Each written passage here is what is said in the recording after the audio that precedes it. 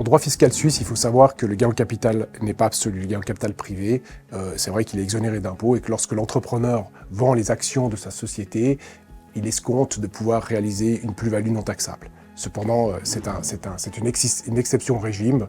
Le tribunal fédéral et le législateur a souvent rendu des décisions et a modifié la loi en vue de circonscrire ce gain en capital privé. La liquidation partielle indirecte, c'est un de ces mécanismes qui permet aux autorités fiscales de reconsidérer tout ou partie du gain en capital privé. En deux mots, qu'est-ce que c'est?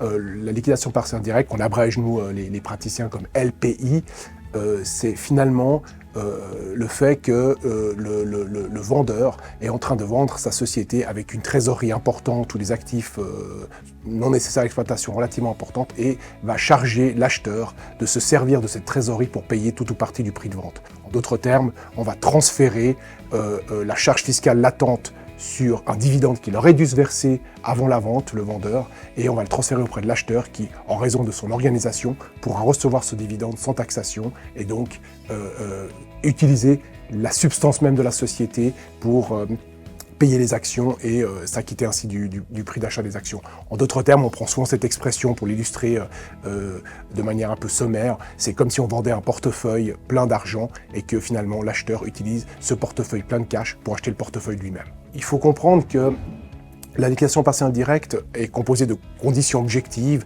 qui sont la présence d'une substance non nécessaire à l'exploitation, du fait que l'acheteur et le vendeur ne sont pas soumis au même système d'imposition. C'est ce qui explique qu'il n'y a pas d'imposition chez l'acheteur lorsqu'il sort la substance.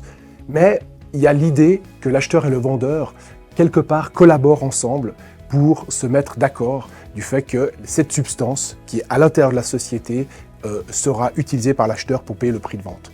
Alors, elle a subi pas mal d'évolutions, cette condition, mais dans le cadre de la liquidation partielle indirecte, on a vraiment voulu essayer de l'objectiver, même si c'est une condition subjective en réalité, parce qu'on doit se poser la question de savoir qu'est-ce qui était dans la tête de l'acheteur et du vendeur.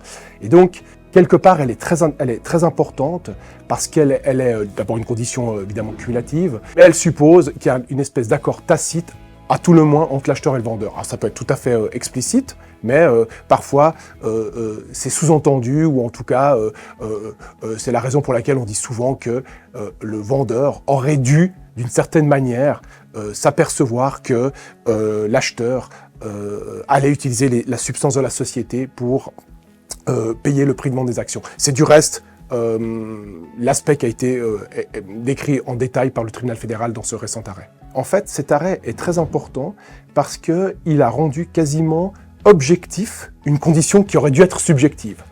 En quoi cet arrêt est-il important? En ce sens qu'il a, d'une certaine manière, déduit la participation du vendeur et de l'acheteur en raison d'une forte présence d'une trésorerie dans la société. En d'autres termes, le tribunal fédéral estime qu'il était insolite pour le vendeur de laisser une telle trésorerie, et pour un acheteur qui plus est était un acheteur très important, qui était vraiment une très très grosse société, qui avait un chiffre d'affaires à milliards, on pouvait se poser la question de savoir pourquoi une telle trésorerie subsistait au moment de la vente. Et donc le tribunal fédéral, dans cet arrêt, a donc déployé tout un argumentaire en indiquant qu'il n'était pas possible que le vendeur ne puisse pas se douter qu'un acheteur qui plus est très professionnel, n'allait pas utiliser cette trésorerie pour acheter les actions. Et donc, cette trésorerie importante était un signe quasiment irréfragable du fait qu'il y avait une participation du vendeur dans cette transaction. C'est vraiment l'enseignement principal, c'est que le vendeur, il ne peut pas, simplement en mettant une clause dans le contrat, en laissant une telle liquidité dans la société, une telle trésorerie, s'attendre à ce que la liquidation partielle indirecte ne subsiste pas ou ne soit pas réalisée.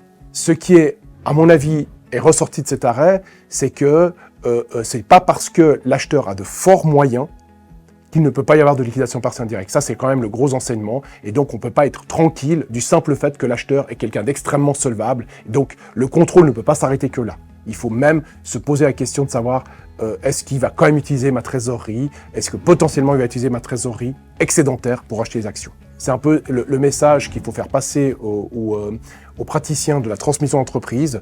La forte trésorerie au moment de la vente constituera un indice pratiquement impossible à contrecarrer et donc un risque assez fort de liquidation partielle indirecte.